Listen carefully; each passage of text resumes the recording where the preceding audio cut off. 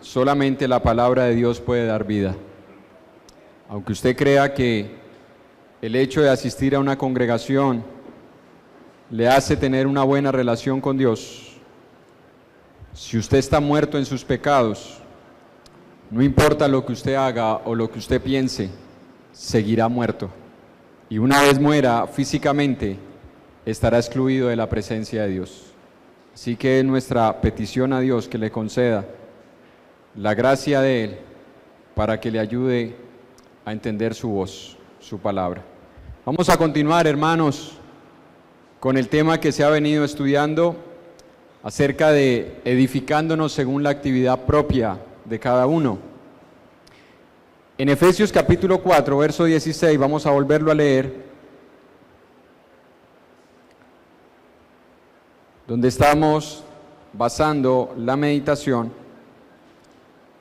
Dice ese pasaje: de quien todo el cuerpo, bien concertado y unido entre sí por todas las coyunturas que se ayudan mutuamente según la actividad propia de cada miembro, recibe su crecimiento para ir edificándose en amor.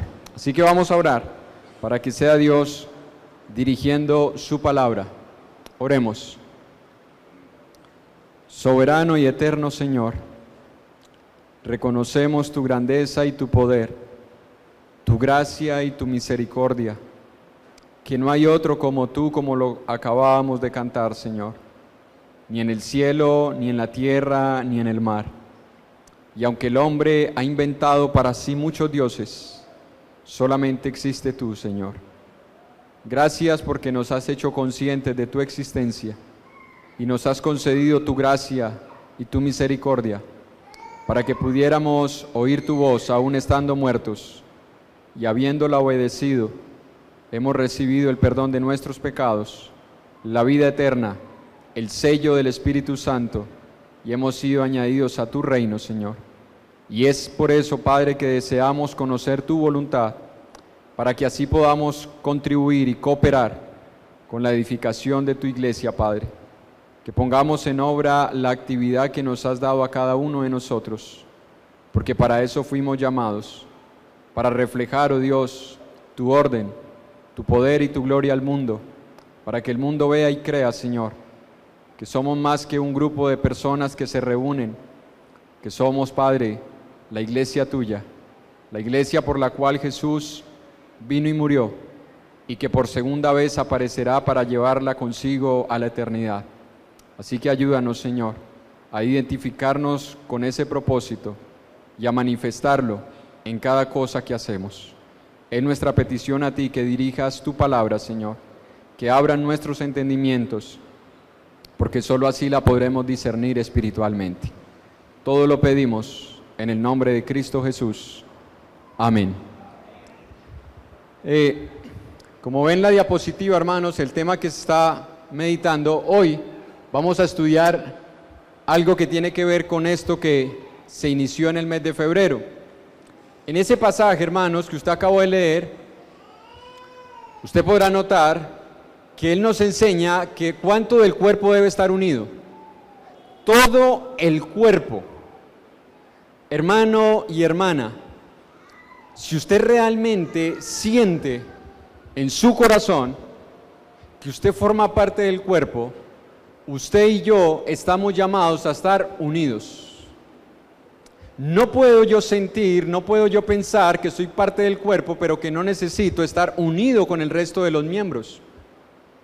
Eso sería una contradicción de términos y sería una contradicción teológica.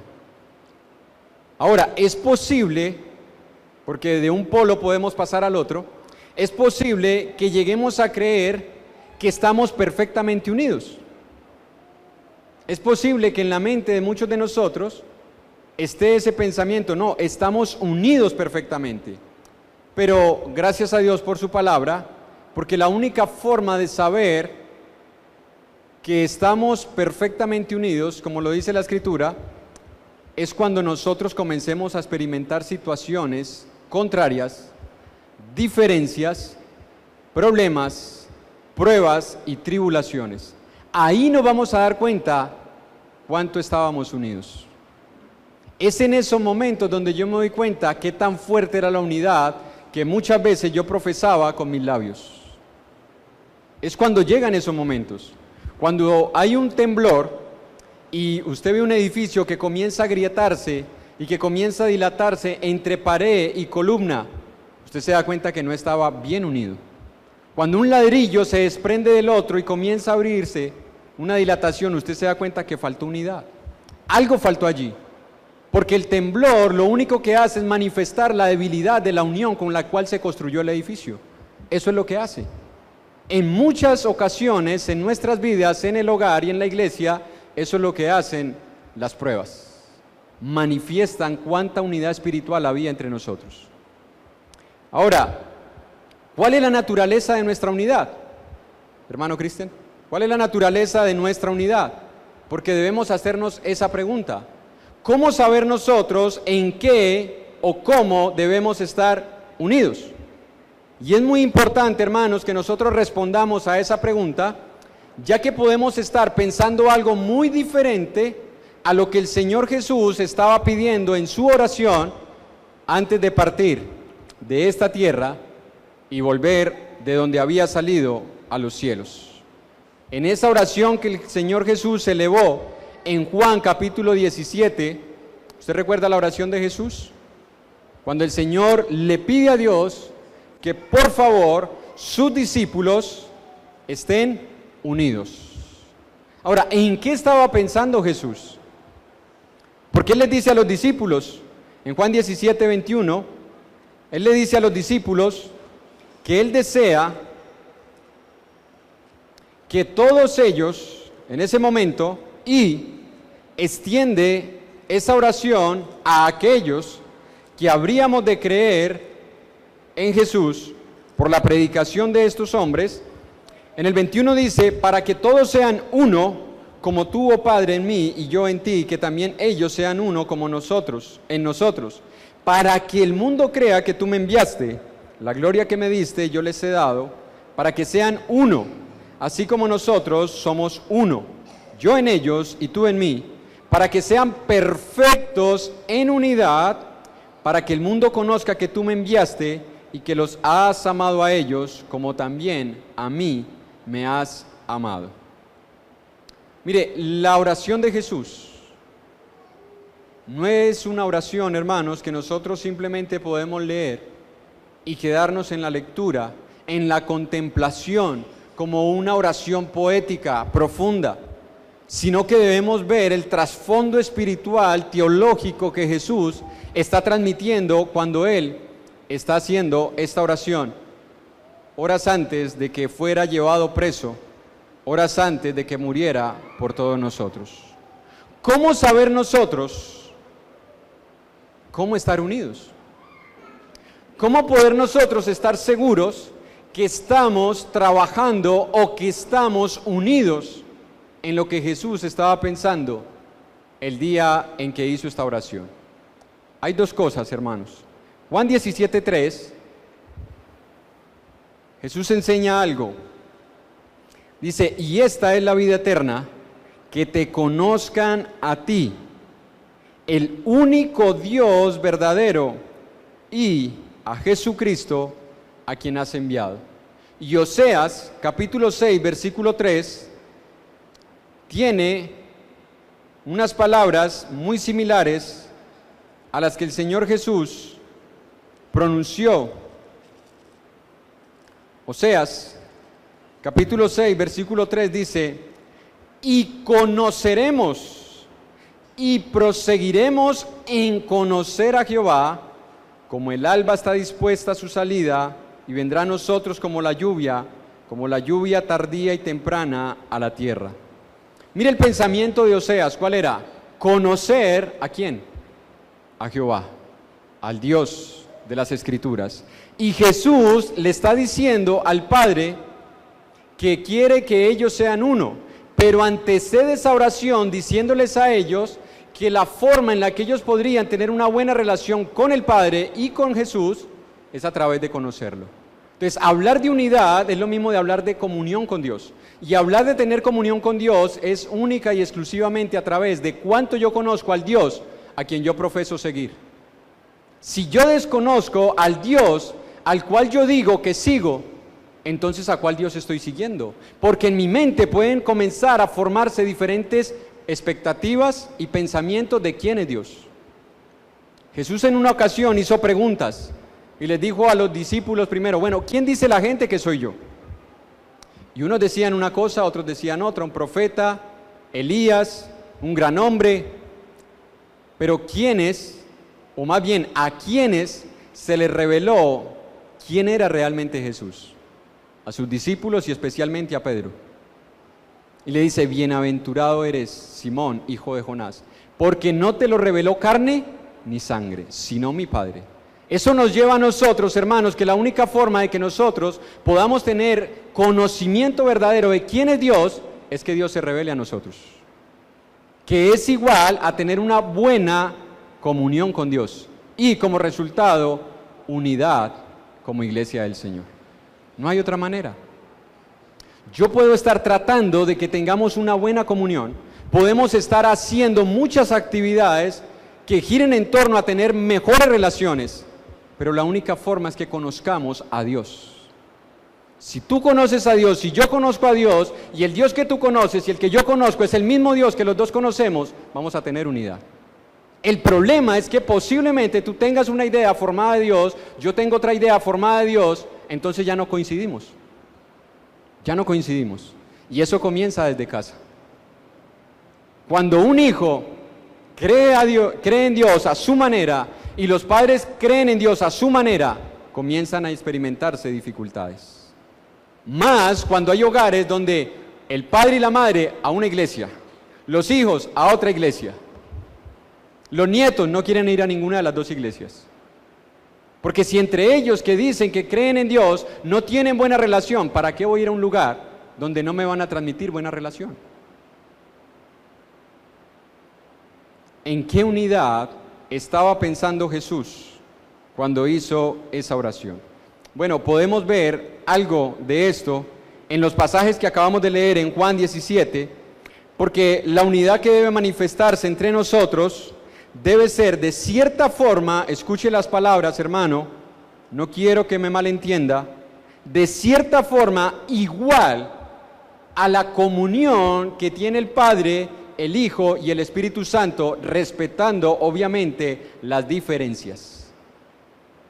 Porque la unidad que tienen Dios y Cristo y el Espíritu Santo no va a ser igual a la que tú y yo tenemos.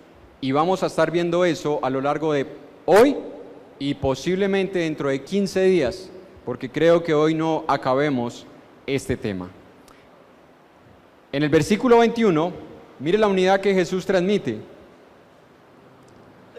Para que todos sean uno, como tú, oh Padre, en mí y yo en ti. Mire, yo quiero que ellos estén en nosotros como tú estás en mí y como yo estoy en ti. Versículo 23, yo en ellos y tú en mí, para que sean perfectos en unidad. ¿En qué está pensando Jesús? ¿Qué tipo de unidad es la que Jesús está manifestando? ¿Material? No, porque Dios es espíritu. Y Él está hablando de una unidad entre el Hijo y el Padre. No puede ser una unidad material. El punto es, hermanos, que nosotros no podemos limitar la unidad a la cual estamos llamados y condicionarla a estar reunidos en un local de reuniones. Bueno, yo tengo unidad con mis hermanos porque voy al mismo local, porque yo no voy a otra iglesia, porque yo no voy a otras denominaciones, no, yo voy a ese lugar, a ese local, por eso tengo unidad con mis hermanos. Entonces limitamos la unidad a estar todos bajo un mismo techo. Podemos también, hermanos, limitar la unidad o condicionarla a llevarla a tener buenas relaciones intercongregacionales. Bueno, es que nosotros tenemos relaciones con la iglesia de allá, la iglesia de acá, la iglesia de acá, estamos unidos. porque tenemos buenas relaciones, aunque no compartamos muchas de las enseñanzas bíblicas, pero tenemos unidad. ¿Será eso acaso lo que Jesús estaba pensando? Podemos también condicionar la unidad o limitarla al hecho de que creemos en Dios. Bueno, Julano y Sutano, pues posiblemente no crean la misma doctrina que yo creo, pero ellos creen en Dios. Ellos creen en Dios. Y al final de cuentas hay un solo Dios. Y todos vamos para el mismo Dios. Por eso el dicho popular, todos los caminos conducen a Roma. Eso no es verdad. No es verdad que todos los caminos conducen a Roma. Así que nosotros no podemos creer que el hecho de que alguien diga que cree en Dios, y porque yo también creo en Dios, entonces tenemos unidad. Es cuando nosotros, hermanos, miramos las doctrinas cardinales, principales de las Escrituras, del cristianismo auténtico, cuando nosotros podemos llegar a concluir si realmente nosotros tenemos verdadera unidad y estamos perfectamente unidos, y no solamente cubrirnos con un manto de religión, sobre el logo de que todos vamos al mismo Dios. Jesús fue muy exclusivo cuando Él dijo, yo soy el camino. Nadie, absolutamente nadie, no importa lo que crea, puede venir a Dios sino a través de mí. Nadie. Pero nosotros a veces pensamos que no importa en lo que se crea, al fin de cuentas Dios al final va a recoger a todas las personas independientemente de su creencia y las va a reunir. Eso se llama, hermanos, ecumenismo. Eso es ecumenismo, donde no importa lo que tú y yo pensemos, a nosotros nos une Dios.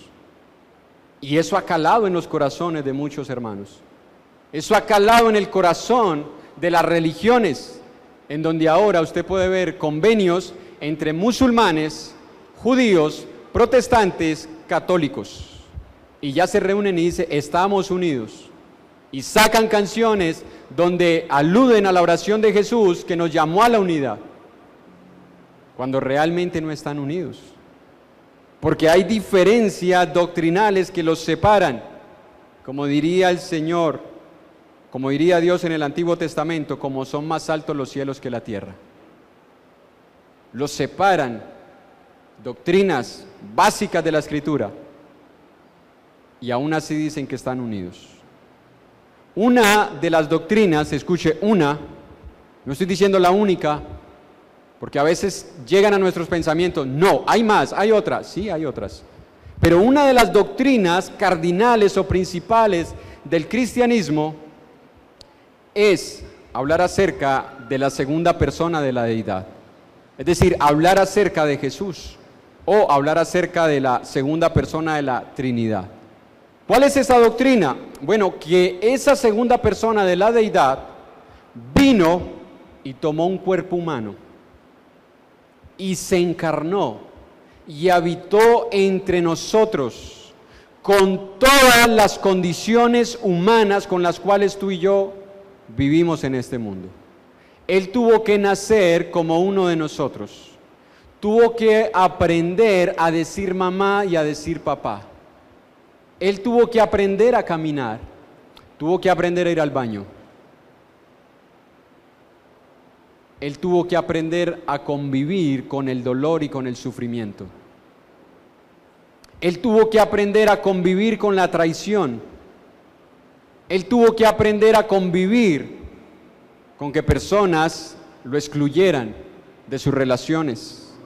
Y él tuvo que experimentar la vida y la muerte como tú y yo lo hicimos. En Hebreos capítulo 2, y esto es importante, hermano, aunque posiblemente usted lo sepa, pero como diría el apóstol Pedro, para mí no me es molesto recordarle las mismas cosas y para vosotros es provechoso. En Hebreos capítulo 2, versículo 14, dice la Escritura, así que por cuanto los hijos participaron de carne y sangre, Él Y ese, hermanos, está hablando desde los versículos anteriores acerca de Jesús. Él también participó de lo mismo, para destruir por medio de la muerte al que tenía el imperio de la muerte, esto es, al diablo, y librar a todos los que por el temor de la muerte estaban durante toda la vida sujetos a servidumbre, porque ciertamente no socorrió a los ángeles, sino que socorrió a la descendencia de Abraham, por lo cual, por esta razón, debía ser en todo semejante a sus hermanos, para venir a ser misericordioso y fiel sumo sacerdote en lo que a Dios se refiere, para expiar los pecados del pueblo. Pues en cuanto él mismo padeció siendo tentado, es poderoso para socorrer a los que son tentados. ¿Qué dice el pasaje? ¿Que Cristo vino como un Dios ajeno a lo que usted y yo experimentamos? No. Que Él vino y estuvo en las mismas condiciones que estás tú y que estoy yo. Por eso es que al final dice, Él es poderoso para socorrer a los que son tentados. Porque Él sabe, hermano y hermana, joven y jovencita, lo que tú estás sufriendo, lo que yo estoy sufriendo. Él sabe cuál es la tentación que tú estás pasando y la tentación que yo estoy pasando.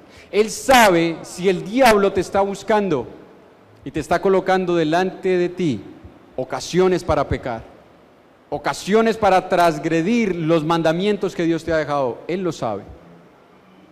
Y participó de lo mismo que tú y yo para decirnos, sí se puede luchar contra el pecado, sí se puede vivir en santidad.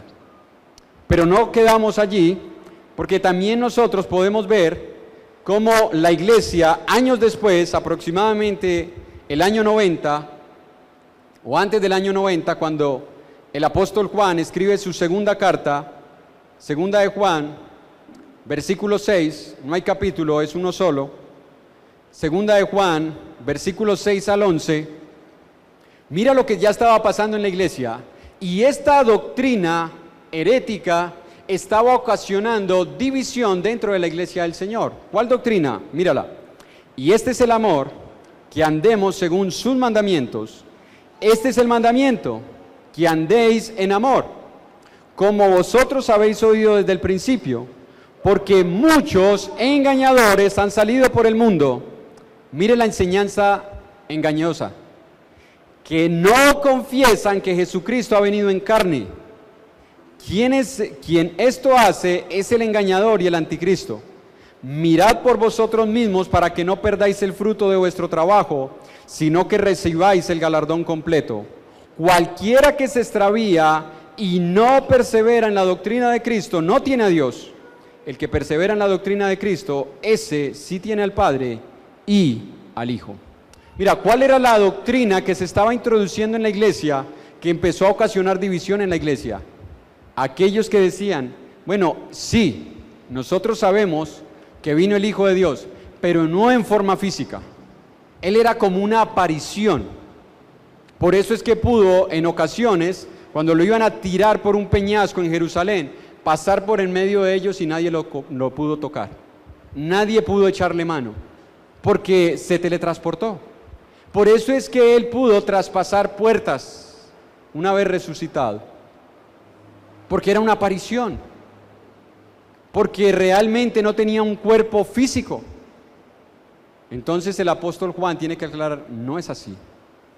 El hombre que estuvo entre nosotros tenía cuerpo, material, físico, como tú y como yo. Ese es el contexto cuando dice, cualquiera que no trae esta doctrina, no lo recibáis en casa ni le digáis bienvenido. Nosotros a veces utilizamos ese pasaje para excluir a muchos hermanos, en opiniones, en conceptos y en pensamientos basados en ese pasaje. No lo recibáis en casa y no le digáis bienvenido, pero el contexto no es eso lo que enseña. Porque si hay una verdad principal en las Escrituras que nos dividen, es que nosotros no creamos en la segunda persona de la deidad, que no creamos que Cristo es Dios, que vino y tomó forma humana. ¿Usted sabe quién enseña que Cristo no es Dios?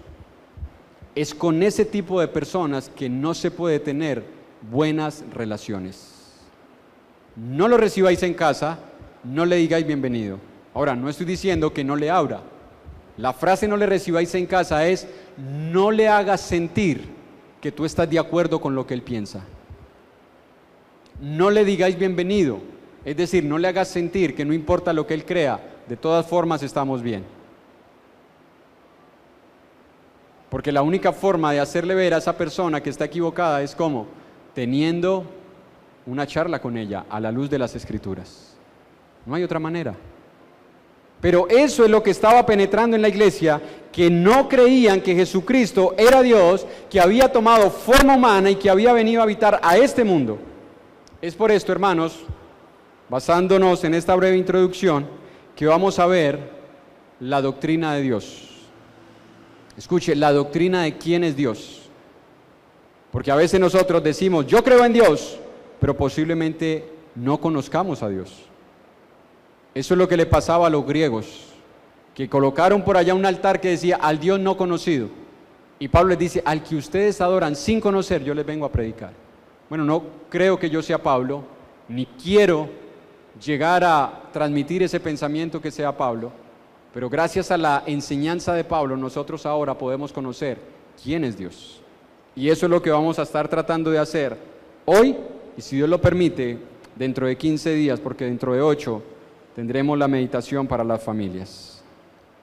En Deuteronomio, capítulo 6, versículo 4, un pasaje que utilizamos en clases para hijos, niños, o aún para padres, cuando se habla de la responsabilidad de nosotros como padres en la educación espiritual de nuestros hijos. En Deuteronomio, capítulo 6, versículo 4, mire lo que dice la Escritura. Oye Israel, Jehová nuestro Dios, Jehová uno es. Ese pasaje cantidad de veces lo hemos leído. Y ese pasaje lo que enseña es que Dios es uno y a su vez son tres al mismo tiempo. Y ahorita van a ver por qué lo digo. Dios es uno y a la vez son tres en el mismo tiempo, pero no son tres dioses distintos. Porque nosotros no estamos hablando de tres dioses distintos. Él es un ser único. Él es un ser que no comparte su gloria con nadie. Él es un Dios que sus atributos son exclusivos, son intransferibles. Él no los puede transferir a nadie. Y además son perfectos. Y no hay nadie más fuera de Dios que pueda poseer sus atributos. En Isaías, capítulo 42, Isaías 42:8, un profeta que habló mucho acerca de la venida del Mesías, Isaías y Jeremías, mire esta declaración en Isaías 42:8. Yo, Jehová, este es mi nombre, y a otro no daré mi gloria, ni mi alabanza a esculturas. A otro no daré mi gloria. Y si Cristo comparte la misma gloria que el Padre, o Dios se contradice o es el mismo Dios. Dios está diciendo, yo no comparto mi gloria con nadie, pero Cristo tiene la misma gloria de Dios. O Dios se contradice y está loco y no se entiende ni él mismo, o Cristo es Dios. Y por eso comparte la misma gloria de Dios. Yo sé que esta doctrina es difícil de explicar. Es difícil explicar esto. Y es más, no creo que sea difícil, es imposible de explicar, porque la mente de nosotros es finita, tratando de explicar a un Dios infinito. Podemos intentarlo, debemos intentarlo, pero el hecho de que muchos no entiendan la doctrina de Dios, no podemos entonces desistir de enseñarla, ni sentir que nos hemos frustrado en no poder hacer entender a todos los miembros de la iglesia quién es Dios y cómo es posible que sean tres y al mismo tiempo uno. Pero eso es lo que enseñan las Escrituras. Nuestro deber es enseñarlo, nuestro deber es afirmarlo, nuestro deber es creerlo, aun cuando nosotros no podamos entenderlo. Porque si yo comienzo a contradecir la doctrina de quién es Dios, podemos caer en herejías y en blasfemias.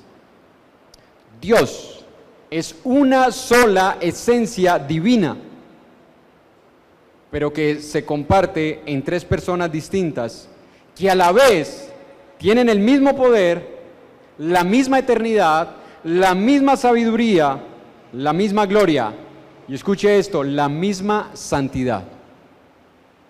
Mire un pasaje que nosotros conocemos en Isaías 6:3, que luego nosotros lo vemos en Apocalipsis 4:8, y enseñan exactamente lo mismo, acerca de que Dios son tres y a la vez son uno, incidentalmente, porque cuando Dios habla acerca de su deidad o su Trinidad, no lo hace para explicárnoslo, lo hace como un hecho al cual ningún hombre puede cuestionar. Incidentalmente nos enseña que los tres son uno y comparten la misma santidad.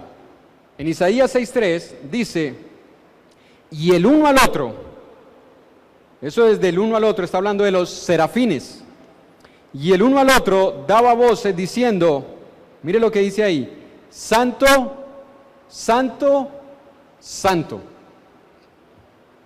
Jehová de los ejércitos, toda la tierra está llena de su gloria. Mire las mismas palabras en Apocalipsis 4:8. Y los cuatro seres vivientes tenían cada uno 6 alas, y alrededor y por dentro estaban llenos de ojos, y no cesaban día y noche de decir, santo, santo, santo, es el Señor Dios Todopoderoso. Y mira de quién está hablando, el que era, el que es y el que ha de venir. ¿De quién está hablando ahí? De Jesús. ¿De quién está hablando en Isaías? De Dios. Y a los dos incidentalmente se les dice santo, santo, santo. El Padre es santo, el Hijo es santo y el Espíritu es santo. Y en el Nuevo Testamento la misma doctrina, la misma enseñanza, comparten la misma esencia, tienen la misma santidad. Y escuche, usted nunca va a encontrar ningún otro pasaje que enseñe acerca de los atributos de Dios que se repita 3 veces. Usted no va a escuchar que digan, Dios es poderoso, poderoso, poderoso.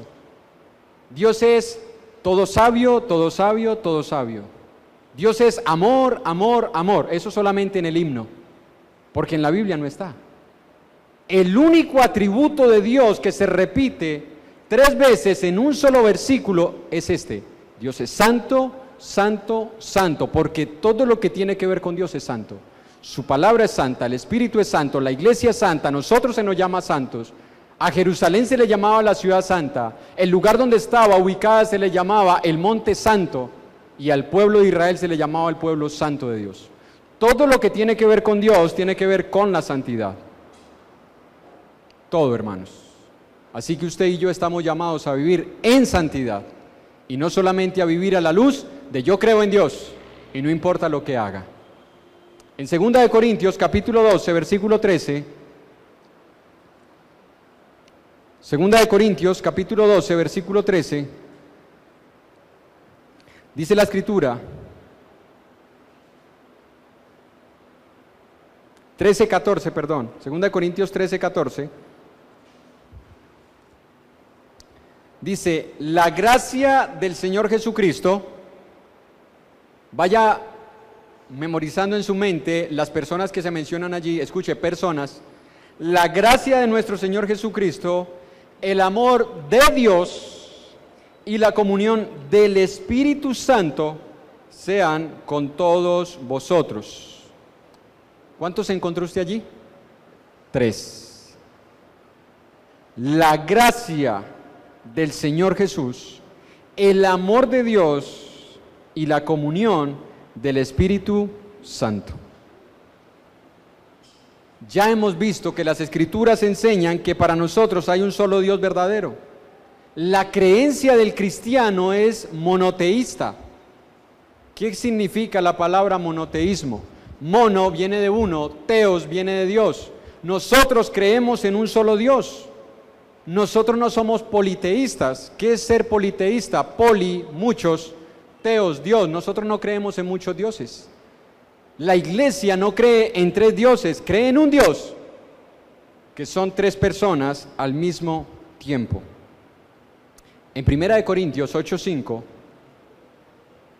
mire la declaración del apóstol Pablo, incidentalmente nuevamente, porque Pablo no está hablando acerca de la doctrina de Dios, está hablando acerca de la idolatría y del participar de los sacrificados a los ídolos, e incidentalmente nos enseña acerca de la doctrina de la deidad de Dios.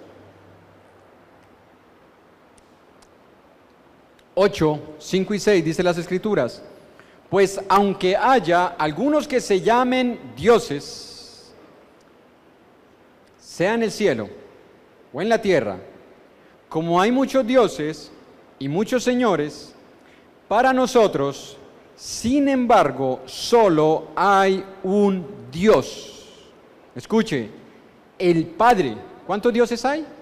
Un solo Dios, el Padre, del cual proceden todas las cosas, y nosotros somos para Él, y un Señor, Jesucristo, por medio del cual son todas las cosas, y nosotros por medio de Él. Si usted lee versículo 6, en las 2 partes en las que se divide, dice que de Dios proceden todas las cosas, y luego en el versículo 6, en la segunda parte, dice que de Jesucristo son todas las cosas. Al fin, ¿todas las cosas proceden de Dios o proceden de Jesús? No, no hay contradicción. Proceden de los dos porque son el mismo, aunque sean diferentes. Son el mismo, aunque son distintos.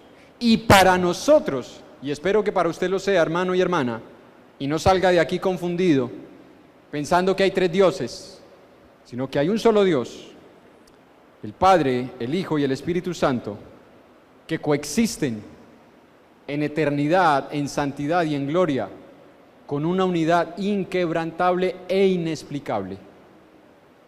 Es inexplicable, hermanos, lograr a veces transmitir esto, y aunque es difícil, debemos hacerlo. Ahora, necesitamos ver algo aquí en este pasaje y a lo largo de las Escrituras, la palabra uno. Porque para nosotros la palabra uno transmite un solo elemento, pero necesitamos nosotros a veces irnos a las raíces hebreas y griegas. ¿Por qué? Porque la Biblia fue escrita en esos 2 idiomas, no en español. No fue escrita al castellano, fue escrita Antiguo Testamento en hebreo, Nuevo Testamento en griego. Y la palabra hebrea para uno viene de la raíz echad, que se refiere a una unidad de más de una persona. Mire un ejemplo, Génesis 2:24. Génesis capítulo 2, versículo 24.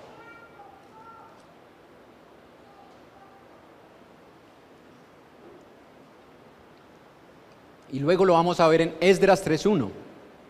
Génesis 2:24 dice la Escritura: por tanto dejará, y mire, escuche hermano, yo sé que a veces es difícil concentrarse en estos temas, porque como que comienzan a recalentarnos el cerebro, ¿no? Y los fusibles comienzan a calentarse, pero espero que usted le preste atención a la Escritura. Por tanto dejará el hombre a su padre y a su madre, y se unirá a su mujer. ¿Cuántas personas aparecieron? 2, pero mire lo que concluye: y serán una sola carne. Al fin, ¿son 2 o son una? Son una, pero está compuesta de 2. Son una unidad, pero está compuesta de 2. Véalo más claro para que no lleguemos a pensar, bueno, pero en el matrimonio es sencillo. Veámoslo ahora hablando de multitudes. Esdras 3:1.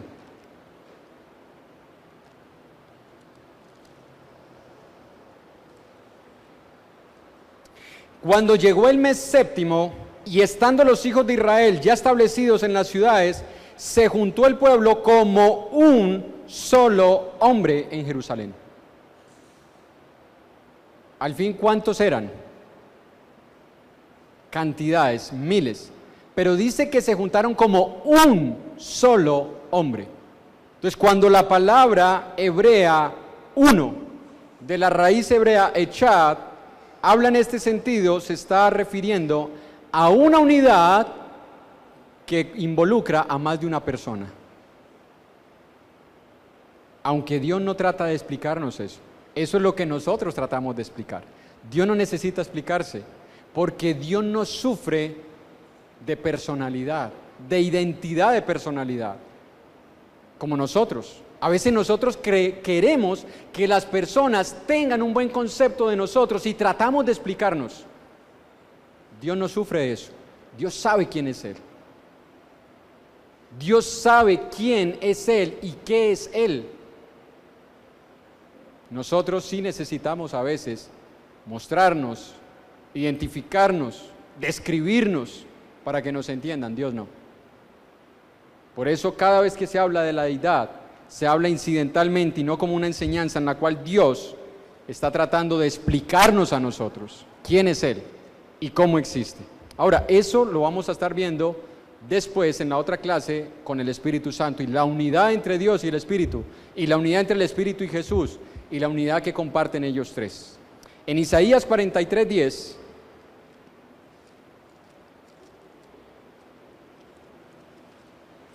Isaías 43:10 y 11 dice la Escritura: vosotros sois mis testigos, dice Jehová, y mi siervo que yo escogí para que me conozcáis y creáis, ¿y qué más? Y entendáis que yo mismo soy. Antes de mí no fue formado Dios, ni lo será después de mí. Yo Jehová, y fuera de mí no hay quien salve. Mire, Dios hace énfasis: yo soy, yo soy, yo soy. No hay otro fuera de mí, no existe otro. No hay nadie más fuera de mí, no existe otro Dios. Nadie existe después de mí, ni antes de mí. Yo soy único. Yo soy exclusivo. Pero en el 45:18 de Isaías, 45:18, porque así dijo Jehová, que creó los cielos, Él es Dios, el que formó la tierra, el que la hizo y la compuso. No la creó en vano para que fuese habitada, la creó. Yo soy Jehová y no hay ¿qué? No hay otro. No hay otro. No existe ningún otro Dios como nuestro Dios. No hay otro Dios fuera de nuestro Dios. Pero volvemos al punto de que podemos irnos a los extremos. Y no debemos presentar a Dios como uno solo, que se manifiesta en tres formas diferentes según la necesidad del momento. Porque a veces uno comete ese error. Y yo lo cometí. De tratar de explicar a Dios con el H2O. Líquido, sólido, gaseoso. Mire, es que si usted lo mete a la nevera, se vuelve sólido, pero sigue siendo H2O. Si usted lo pone a calentar, él se evapora, pero sigue siendo H2O. Y si usted lo deja en un estado de reposo, es líquido, pero sigue siendo H2O. Y una vez yo enseñé eso. Mire, así es Dios. Y los hermanos allá, amén hermano, qué buena explicación, me quedó claro. Hoy me arrepiento de haber enseñado eso y Dios lo sabe. Porque esa doctrina se llama modalismo. ¿Qué es el modalismo? En el que Dios cambia de apariencia de acuerdo a lo que Él necesita hacer en particular. Entonces caemos en otra doctrina que es herética, que se llama patripacionismo. ¿Qué es la doctrina del patripacionismo? Decir que el que murió en la cruz fue Dios. Decir que el que murió en la cruz fue el Espíritu Santo. Y entonces matamos a Dios, a un Dios eterno. Matamos al Espíritu Santo, a un Espíritu Santo eterno. Errores que cometemos por nuestra falta de conocimiento de quién es Dios. Una de las doctrinas más importantes de toda la Escritura, antes que cualquier otra doctrina, es conocer a Dios, porque si yo desconozco a Dios, comienzo a mostrar un Dios deformado. Y las personas terminan creyendo en un Dios deformado. Y se convierten en un Dios deformado, y por eso sus vidas espirituales son deformadas. Errores que a veces nosotros cometemos. Cuando nosotros decimos que Dios es uno y que de acuerdo a la necesidad cambia de apariencia, entonces estamos diciendo el que sufrió la pasión en la cruz fue el Padre, fue el Espíritu. Y hermanos, en muchas ocasiones a veces transmitimos eso en nuestras oraciones en la cena. Dios, te damos gracias por morir por nosotros en la cruz. Matamos a Dios, ponemos a Dios en la cruz. El que murió no fue Dios. El que murió fue la persona, el cuerpo que tomó la segunda persona de la deidad. Y ese cuerpo fue el que fue puesto en la cruz. Porque si Jesús es Dios como Dios, no puede morir. No puede morir Jesús como Dios. Lo que murió fue el cuerpo. Porque si Cristo murió como Dios en la cruz, ya no es eterno. La palabra eterno no es existir por mucho tiempo. La palabra eterno es no tener principio, no tener final. Eso es lo que significa la palabra eterno. Lo que murió en la cruz fue el cuerpo que Él tomó. Lo que veíamos ahorita en Hebreos capítulo 2. Y de eso tenemos cantidad de pasajes, pero vamos a ver dos. Y si usted quiere conocer un poco más acerca de esto, le tengo dos propuestas. Una, tenga paciencia porque vamos a seguir viendo atributos de Dios. Y la segunda, saque un tiempito y nos sentamos y estudiamos un poco acerca de los atributos de Dios. En Primera de Pedro capítulo 2, verso 24. Primera de Pedro 2, 24 dice, quien llevó él mismo nuestros pecados, ¿en dónde? En su cuerpo. Mire, quien llevó él mismo nuestros pecados en su cuerpo sobre el madero para que nosotros, estando muertos a los pecados, vivamos a la justicia y por cuya herida fuimos sanados. Entonces, ¿en dónde fueron puestos nuestros pecados? En el cuerpo de Jesús.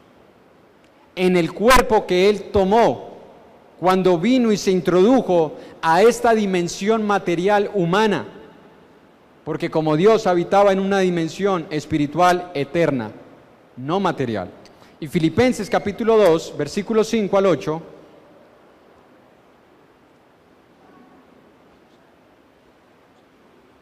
Filipenses capítulo 2, versículo 5 al 8, pasaje muy conocido por todos nosotros, dice la Escritura: haya pues en vosotros este sentir que hubo también en Cristo Jesús, el cual siendo en forma de Dios, y esa palabra siendo en forma de Dios quiere decir siendo igual en todo a Dios, no estimó el ser igual a Dios como cosa que aferrarse, sino que se despojó a sí mismo tomando forma, la misma palabra, morfe, es decir, en todo semejante al siervo y hecho semejante a los hombres, y estando en la condición de hombre, se humilló a sí mismo, haciéndose obediente hasta la muerte y muerte de cruz.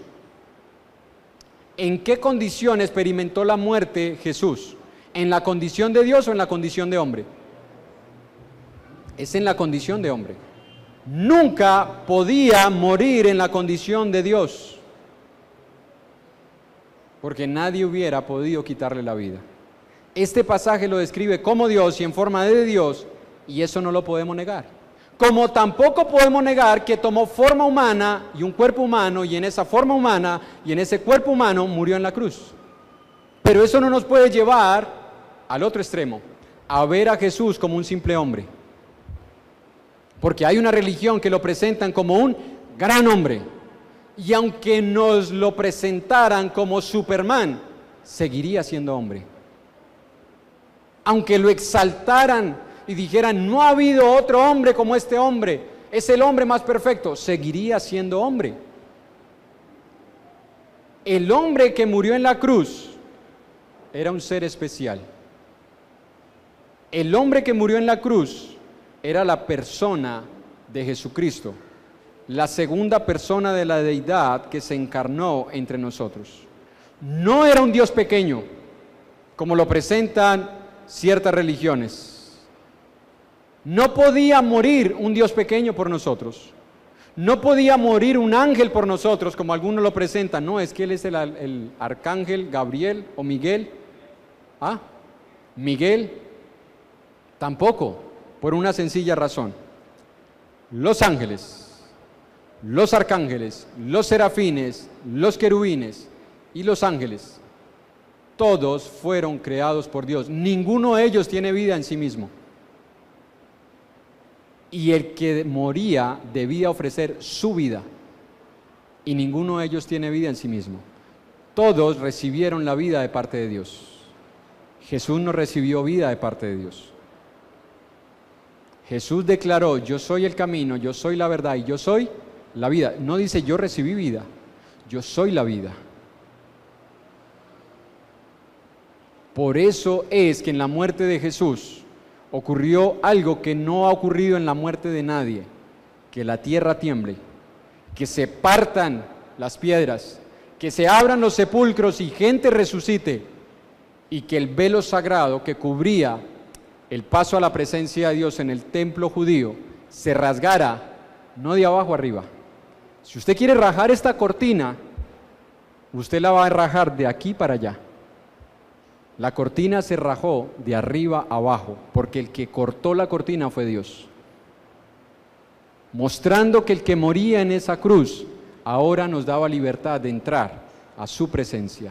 Dios mismo autorizaba la autoridad. Dios autorizaba que el hombre ahora pudiera acercarse a Él. No fue que el hombre quiso buscar a Dios, fue Dios el que abrió el camino para que el hombre se acercara a Él. Nosotros recibimos la salvación por gracia, y por eso por gracia debemos vivir. Eso es lo que nosotros debemos creer y mantener como base de nuestra unidad. Si usted y yo no creemos en la doctrina de la deidad o de la Trinidad, hermanos, vamos a empezar a experimentar divisiones teológicas, de conceptos, de opiniones. Vamos a terminar divididos, porque la doctrina de quién es Dios nos lleva a la doctrina de cómo hemos sido salvos, porque el pasaje dice en Isaías: y no hay otro quien salve. Es decir, ¿quién es el que salva? Oseas lo dice: la salvación es de Jehová. No es el hombre el que se salva. Y a veces está en nuestra mente ese pensamiento: yo quiero salvarme. No me puedo salvar. Yo no me puedo salvar. Voy a hacer esto porque quiero salvarme. No me voy a poder salvar, porque no hay otro que salve, solamente Dios. Pero como desconocemos a Dios, desconocemos cómo es el hombre, cómo el hombre es salvo. Y eso nos lleva, hermanos, a experimentar un estado que en la palabra nosotros lo vamos a encontrar como salvación por obras, justificación por obras, y eso nos lleva a las divisiones. ¿Por qué? Porque comenzamos a caer en juicios, en murmuraciones, en críticas y en legalismo. Comenzamos a mirarnos de acuerdo a lo que tú hagas, a lo que yo haga, a tus obras y a mis obras.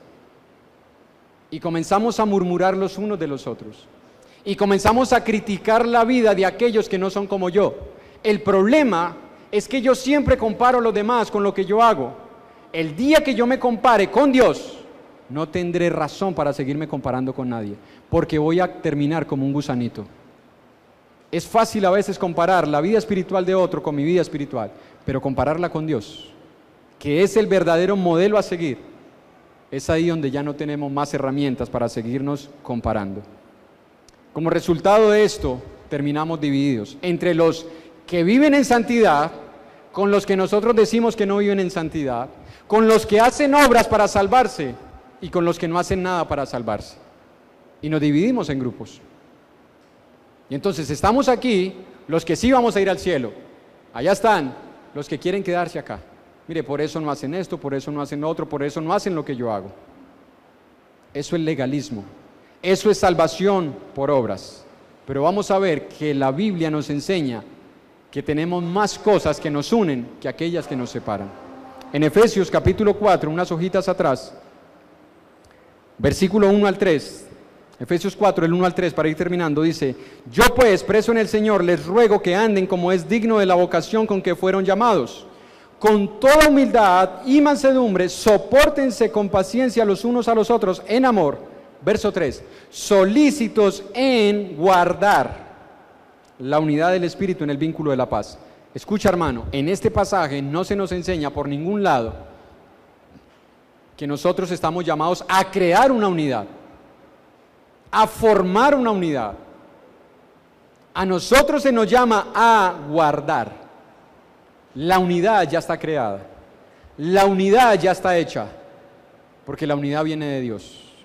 Y Dios no necesita que nosotros hagamos nada por Él. Dios no necesita la ayuda del hombre para llevar a cabo sus propósitos. Dios no dice, mira, la unidad de la iglesia dependerá de cuánta unidad ustedes estén formando. La unidad de la iglesia depende de lo que Dios ya hizo por nosotros. Y por eso nos llama a guardarla, a conservarla y a cuidarla. El problema es que como no conocemos esa unidad, no cuidamos esa unidad, no preservamos esa unidad y por eso nos dividimos. En Efesios capítulo 4, verso 3 al 6, vaya un poquito adelante, dice: solícitos en guardar la unidad del Espíritu en el vínculo de la paz, un cuerpo y un espíritu, como fueron también llamados en una misma esperanza de vuestra vocación, un Señor, una fe, un bautismo, un Dios y Padre de todos, el cual es sobre todos y por todos y en todos. Mano, 7 cosas que nos unen y todas tienen que ver con Dios, ninguna con nosotros, porque lo que nos une es Dios, no nosotros. Ese es el problema cuando tratamos de unirnos basándonos en conceptos humanos, terminamos divididos, porque tu concepto humano es diferente a mi concepto humano, porque yo pienso diferente y tu yo piensa diferente, y se encuentran los dos yoyos y no nos encontramos, porque somos distintos en pensamientos. Pero cuando la unidad de Dios nosotros la entendemos, la guardamos y la practicamos, vamos a entender que nos unen muchas cosas. Muchas cosas. Ahí se mencionan 7 cosas. La unidad del Espíritu, la unidad en un cuerpo, la unidad en una misma esperanza, la unidad en un solo Señor, en una sola fe, en un solo bautismo y en un solo Dios. Esto nos une, hermanos.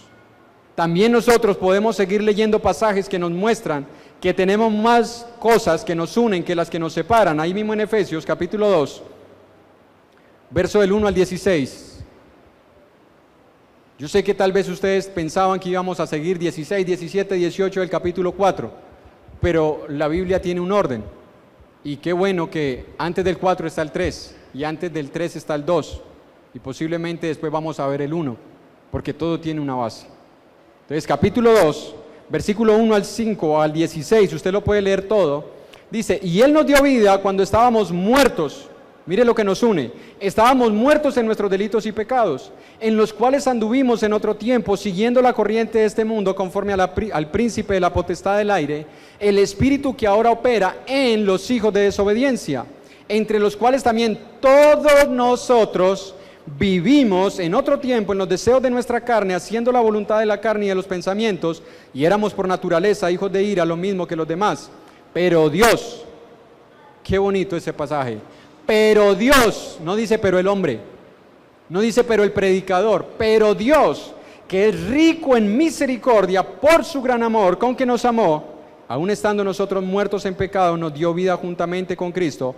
Por gracia somos salvos, y juntamente con Él nos resucitó y asimismo nos hizo sentar en los lugares celestiales con Cristo Jesús, para mostrar en los siglos venideros las abundantes riquezas de su gracia en su bondad para con nosotros en Cristo Jesús, porque por gracia somos salvos por medio de la fe, y esto no de ustedes, pues es don de Dios, no por obras, para que nadie se gloríe, porque somos hechura suya, creados en Cristo Jesús para buenas obras, las cuales Dios preparó de antemano para que anduviésemos en ellas. Y usted puede seguir leyendo hasta el versículo 16 y se va a encontrar una lista de cosas que nos unen. Primero, estábamos muertos. ¿Quiénes? Todos. Amigo y amiga, tú que nos visitas, estás muerto. No falta sino que te cambien la cédula por una lápida, porque estás muerto. Espiritualmente y delante de Dios estás muerto. Aunque tu cédula diga que has pasado tantos años de vida, realmente lo que has hecho es morir desde el momento que naciste. Estábamos muertos. Algo más que nos unía: estábamos sin esperanza y sin Dios en el mundo, todos. Algo más que nos une: Éramos hijos de ira, todos. No, yo era hijo de Dios desde chiquito. No, éramos hijos de ira, todos por nuestros pecados. Todos fuimos resucitados de la misma forma. Nadie fue trasladado al reino de una forma diferente. Todos fuimos salvados por gracia. Nadie se salva por obras. Jesús, ahorita vamos a entrar con las cosas que hizo Jesús. Jesús hizo la paz. ¿Entre quiénes? Entre los que estábamos muertos, los que éramos hijos de ira, los que estábamos sin esperanza y sin Dios. Él hizo la paz. Eso ya nos debe unir. Él mató en su cuerpo las enemistades. Versículo 16. Mató en su cuerpo las enemistades. Él creó de los dos un solo y nuevo hombre. Hermano, si todas estas cosas nos unen, ¿por qué nosotros seguimos divididos? ¿Por qué permitimos que Satanás nos divida por conceptos, por opiniones, por formas de ver cómo se deben hacer muchas cosas que a la luz de la Escritura no tendrían ninguna razón para separarnos? La división, hermanos, comienza cuando nosotros creemos que no tenemos unidad. Ahí comienza la división. La verdadera división comienza cuando yo creo que no tengo nada que me una con mi hermano. Ya me he prejuiciado y me he premeditadamente tomado un estado en el cual comienzo a formar un partido entre los que piensan igual que yo y los que no piensan igual que yo. Y eso nos separa, aunque sigamos reuniéndonos juntos, aunque sigamos estando en este mismo lugar. Y eso, hermanos, las divisiones, por no tener claro quién es Dios y cómo fuimos salvados y cuál era la condición que teníamos todos antes de llegar al Señor, es lo que está haciendo imposible que nos edifiquemos juntos. Yo no quiero contribuir con el crecimiento de un hermano que no piensa igual que yo. No voy a contribuir. No voy a participar en el desarrollo del crecimiento de un hermano porque él no siente como yo siento. Entonces no voy a hacer nada, y no voy a trabajar, y no voy a edificar, y no voy a poner en las manos de Dios el don o el talento que Él me ha dado para que lo utilice para provecho de los demás. Eso hace imposible la edificación de la iglesia del Señor. Eso hace imposible que nosotros podamos edificarnos perfectamente unidos. Podemos llenarnos de actividades, involucrar toda la iglesia, pero si no tenemos una verdadera unidad, cada uno estará trabajando por su propia cuenta. Porque estaremos mirando la obra del otro de acuerdo a mi óptica y no de acuerdo a la doctrina de quién es Dios y qué ha hecho Él por nosotros. Malaquías 2:10, para terminar, hermanos, les pido perdón por pasarme unos minutos, pero si no, no hubiera quedado inconclusa esta parte. Malaquías 2:10 dice: ¿No tenemos todos un mismo Padre? ¿No nos ha creado un mismo Dios? ¿Por qué pues nos portamos deslealmente el uno con el otro, profanando el pacto de nuestros padres? Hermano, ¿tú tienes un padre diferente al mío? Biológicamente sí. Porque si lo compartes, hermano, me lo dices. Ya sé que tengo más